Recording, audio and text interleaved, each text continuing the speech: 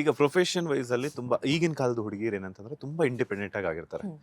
So ಯಾಕಂತಂದ್ರೆ ಮದುವೆ ವಿಚಾರ ಆಗಿರ್ಬೋದು, ಪ್ರೊಫೆಷನ್ ನ ಚೂಸ್ ಮಾಡ್ಕೊಳ್ಳುವಂಥದ್ದಾಗಿರ್ಬೋದು, ಅದ್ರ ಜೊತೆಗೆ ಲೈಫ್ ನ ಲೀಡ್ ಮಾಡುವಂಥದ್ದಾಗಿರ್ಬೋದು, ತುಂಬಾ ಇಂಡಿಪೆಂಡೆಂಟ್ ಆಗಿ ಪ್ರತಿಯೊಂದು ಬಾರಿನೂ ಒಂದಕ್ಕೆ 10 ಸಲ ಯೋಚನೆ ಮಾಡಿ ಹೆಜ್ಜೆ ಇಡ್ತಾರೆ. ಸೊ ಲೈಫ್ ಪಾರ್ಟ್ನರ್ ಆಗಿರ್ಬೋದು, ನೀವು ನಿಮ್ಮ ಕೆರಿಯರ್ ಬಗ್ಗೆ ಆಗಿರ್ಬೋದು, ನೆಕ್ಸ್ಟ್ ಮದುವೆ ಆಫ್ಟರ್ ಮ್ಯಾರೇಜ್ ಅನ್ನುವಂಥದ್ದು ಪ್ರೊಫೆಷನ್ ಕ್ಯಾರಿ ಮಾಡ್ತೀರಾ ಅಂದ್ರೆ ಮುಂದುವರಿಸ್ತೀರಾ, ಅಥವಾ ಇದೇ ಪ್ರೊಫೆಷನಲ್ ಇರುವಂತವ್ರು ಸಿಕ್ಕಿದ್ರು ನಿಮ್ಗೆ ಓಕೆನಾ ಅಂತ? ನನಗೆ ಪ್ರೊಫೆಷನ್ ಇದೇ ಆಗಿರಬೇಕು, ಇಲ್ಲ ಅವ್ನು ಸಾಫ್ಟ್ವೇರ್ ಇಂಜಿನಿಯರೇ ಆಗಿರಬೇಕು ಅಂತ ಏನೂ ಇಲ್ಲ. ಏನೇ ಇದ್ರೂ ಓಕೆ, ಬಟ್ ನನ್ನ ಪ್ರೊಫೆಷನ್ನ ಅವ್ನು ರೆಸ್ಪೆಕ್ಟ್ ಮಾಡಲೇಬೇಕು. ಬಿಕಾಸ್ ನಮ್ಮ ಪ್ರೊಫೆಷನ್ ಹೇಗಿದೆ ಅಂತಂದರೆ ನಮಗೆ ಟೈಮಿಂಗ್ಸ್ ಇಲ್ಲ. ಅಟ್ ದ ಸೇಮ್ ಟೈಮ್ ನಾವು ಯಾವಾಗ ಎಲ್ಲಿರ್ತೀವಿ ಅನ್ನೋದು ಗೊತ್ತಿಲ್ಲ. ಆ್ಯಂಡ್ ಆ ಥರ ಇರೋ ಪ್ರೊಫೆಷನ್ನ ರೆಸ್ಪೆಕ್ಟ್ ಮಾಡೋಂಥವ್ರೇ ಸಿಗಬೇಕು ಅನ್ನೋದು ಇದೆ. ಸೊ ಅದನ್ನೆಲ್ಲ ನಾನು ಮೆಜರ್ ಮಾಡಿಲ್ಲ, ಅಂದರೆ ಇದು ಹಿಂಗೆ ಇರುತ್ತೆ ಹಾಗೆ ಇರುತ್ತೆ ಅಂತ ಏನಿಲ್ಲ. ಬಟ್ ಪ್ರೊಫೆಷನ್ ಅನ್ನೋದು ಪಕ್ಕಾ ಇಂಪಾರ್ಟೆಂಟ್ ಆಗುತ್ತೆ. ನನ್ನ ಮದುವೆ ಆದಮೇಲೂ ಅದೇ ಇಂಪಾರ್ಟೆನ್ಸಲ್ಲೇ ಇರುತ್ತೆ. ಬಿಕಾಸ್ ಒಬ್ಬರಿಗೋಸ್ಕರ ನಾವು ಟೋಟಲಿ ಚೇಂಜ್ ಆಗ್ತೀವಿ ಅಂದರೆ ಅವ್ರು ಬಂದಾಗ ನಾವು ಹೇಗಿರ್ತೀವಿ ಆ ಥರ ಇರೋಕ್ಕೆ ಆಗಲ್ಲ. ಸೊ ಅವ್ರು ಬಂದಾಗ ನಾವು ಹೇಗಿದ್ವಿ ಹಾಗೆ ಅವ್ರು ಅಕ್ಸೆಪ್ಟ್ ಮಾಡಬೇಕಾಗತ್ತೆ. ಸೊ ಹಾಗೆ ಅಕ್ಸೆಪ್ಟ್ ಮಾಡಿದ್ರೆ ಖಂಡಿತವಾಗ್ಲೂ ನನ್ನ ಪ್ರೊಫೆಷನ್ ನಾನು ಕಂಟಿನ್ಯೂ ಮಾಡಲೇಬೇಕಾಗುತ್ತೆ. ಸೊ ನನ್ನ ಪ್ರೊಫೆಷನ್ ಖಂಡಿತವಾಗ್ಲೂ ನಾನು ಕಂಟಿನ್ಯೂ ಮಾಡೇ ಮಾಡ್ತೀನಿ. ಓಕೆ, ನಿಮ್ಮ ಲೈಫ್ ಪಾರ್ಟ್ನರ್ ಆಗಬೇಕು ಅಂದರೆ ಅವರ ಫ್ಯಾಮಿಲಿಗೆ ಆಗಿರ್ಬೋದು, ಹಾಗೆಯೇ ಸಂಬಂಧಗಳು ವ್ಯಾಲ್ಯೂ ಕೊಡೋ ಆಗಿರ್ಬೋದು. ಖಂಡಿತವಾಗ್ಲೂ ಯಾರಾದರೂ ಇದ್ರೆ ಕೆಲವ್ರಿಗೆ ಇನ್ನೊಂದು ಕೇಳಿದೆ, ಇಂಥ ಊರ್ನವ್ರೆ ಅಂತ ಏನಾದ್ರು ಇದೆಯಾ? ಅಯ್ಯಯ್ಯೋ ಆ ಥರ ಎಲ್ಲ ಏನಿಲ್ಲ.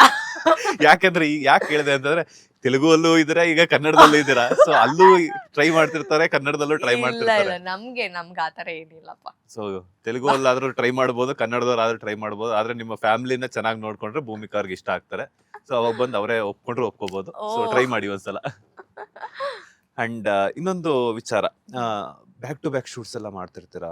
ಸೊ ಲೇಡೀಸ್ಗೆ ಕೆಲವೊಂದು ಪ್ರಾಬ್ಲಮ್ಸ್ ಅನ್ನೋದಿರುತ್ತೆ, ಮಂತ್ಲಿ ಪೀರಿಯಡ್ಸ್ ಅದು ಇದೆಲ್ಲಾನು ಕೂಡ. ಸೊ ಹೆಲ್ತ್ ಬಗ್ಗೆ ಯಾವ ರೀತಿ ಕೇರ್ ತಗೊಳ್ತೀರಾ ಅಂತ? ಹಾಂ, ಆ್ಯಕ್ಚುಲಿ ಅಂದರೆ ಈ ವಿಚಾರದಲ್ಲಿ ನೋಡೋಕೆ ಹೋದರೆ ನಾನು ಡ್ಯಾನ್ಸರ್ ಆಗಿರೋದ್ರಿಂದ ಮೇ ಬಿ ಅದು ನನಗೆ ಯೂಸ್ ಟು ಇಟ್ ಆಗಿಬಿಟ್ಟಿದೆ.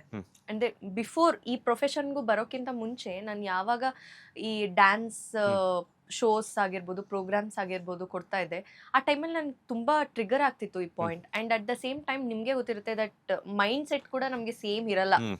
ಮೂಡ್ ಸ್ವಿಂಗ್ಸ್ ಆಗ್ತಾ ಇರುತ್ತೆ ನಮಗೆ ಫುಲ್. ಅಂದರೆ ನಾವು ಹೇಗೆ ಬಿಹೇವ್ ಮಾಡ್ತೀವಿ ನಮಗೆ ಗೊತ್ತಾಗ್ತಾ ಇರಲ್ಲ. ಸೊ ನಾನು ಅದನ್ನೆಲ್ಲ ಫೇಸ್ ಮಾಡಿದ್ದೀನಿ. ನಾನು ಡ್ಯಾನ್ಸ್ ಪ್ರೋಗ್ರಾಮ್ಸ್ ಕೊಡುವಾಗಲೇ ತುಂಬ ಸಲ ಫೇಸ್ ಮಾಡಿದೆ. ಬಿಕಾಸ್ ನನಗೆ ಎಷ್ಟೋ ಸಲ ಆ ಟೈಮ್ನಲ್ಲಿ ಒಂದು 1 hour ಪರ್ಫಾರ್ಮೆನ್ಸ್ ಇರ್ತಾಯಿತ್ತು. ಭರತನಾಟ್ಯಂ ನೀವು ನೋಡೋಕೆ ಹೋದರೆ ಒಂದು ಸಾಂಗ್ ನಿಮಗೆ 17 minutes 20 minutes ಎಲ್ಲ ಇರುತ್ತೆ. ಸೊ ಆ ಥರ ಪರ್ಫಾರ್ಮೆನ್ಸಸ್ ಎಲ್ಲ ನಾನು ಕೊಟ್ಟು ಬಂದಿರೋದ್ರಿಂದ ಈ ಪ್ರೊಫೆಷನ್ಗೆ ಬಂದ ಮೇಲೂ ನನಗೆ ಅದು ಹೆಲ್ಪ್ ಆಯಿತು. ವೇರ್ ನಾನು ಅದು ಪ್ರಿಪೇರ್ ಆಗಿಬಿಟ್ಟಿದ್ದೆ, ಮೈಂಡ್ ಸೆಟ್ ನನಗೆ ಪ್ರಿಪೇರ್ ಆಗಿಬಿಟ್ಟಿತ್ತು ದಟ್ ಅದು ಹೇಗಿತ್ತು ಇದು ಹಾಗೇ ಇರುತ್ತೆ. ಸೊ ನಾನು ಪ್ರಿಪೇರ್ಡ್ ಆಗಿರಬೇಕು ಅಂತ.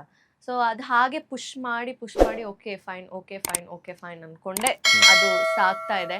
ಆ್ಯಂಡ್ ಆ ಟೈಮ್ನಲ್ಲಿ ನಾನು ಜಾಸ್ತಿ ಸಾಂಗ್ಸ್ ಕೇಳ್ತೀನಿ, ಅಂದರೆ ಹಳೇ ಸಾಂಗ್ಸ್, ಓಲ್ಡ್ ಸಾಂಗ್.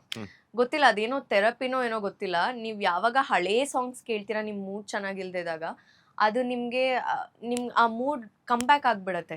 ಅದು ನಮಗೆ ಒಂಥರ ರಿಫ್ರೆಶ್ಮೆಂಟ್ ಕೊಡುತ್ತೆ. ಸೊ ಆ ಥರ ನಾನು ತುಂಬ ಹಳೇ ಸಾಂಗ್ಸ್ ಕೇಳ್ತೀನಿ ಆ ಟೈಮ್ನಲ್ಲಿ. ಸೊ ಆವಾಗ ನಮ್ಮ ಅಮ್ಮನೇ ತಂದ್ಕೊಟ್ಬಿಡ್ತಾರೆ ನನಗೆ ಇಯರ್ಬಡ್ನ, ತಗೋ ಸಾಂಗ್ಸ್ ಕೇಳು, ಕುತ್ಕೋ, ಕೂಲಾಗಿರು ಅಂತ. ಸೊ ಆ ಥರ ರಿಫ್ರೆಶ್ಮೆಂಟ್ ಏನಾದರೂ ಒಂದು ಆ್ಯಕ್ಟಿವಿಟೀಸ್ ಮುಖಾಂತರ ನಾವು ಅದನ್ನ ಓವರ್ಕಮ್ ಮಾಡ್ತಾ ಇರ್ತೀನಿ. ಲೇಟೆಸ್ಟ್ ಹಾಗೂ ಇಂಟ್ರೆಸ್ಟಿಂಗ್ ಸುದ್ದಿಗಳಿಗಾಗಿ ಬಾಸ್ ಟಿವಿ ಕನ್ನಡ ಚಾನೆಲ್ನ ಸಬ್ಸ್ಕ್ರೈಬ್ ಮಾಡಿ, ಹಾಗೆಯೇ ಬೆಲ್ ಐಕಾನ್ ಪ್ರೆಸ್ ಮಾಡಿ. ಇದರ ಜೊತೆಗೆ ಫೇಸ್ಬುಕ್, ಇನ್ಸ್ಟಾಗ್ರಾಮ್, ಎಕ್ಸ್ನಲ್ಲೂ ಮಿಸ್ ಮಾಡದೆ ಫಾಲೋ ಮಾಡಿ.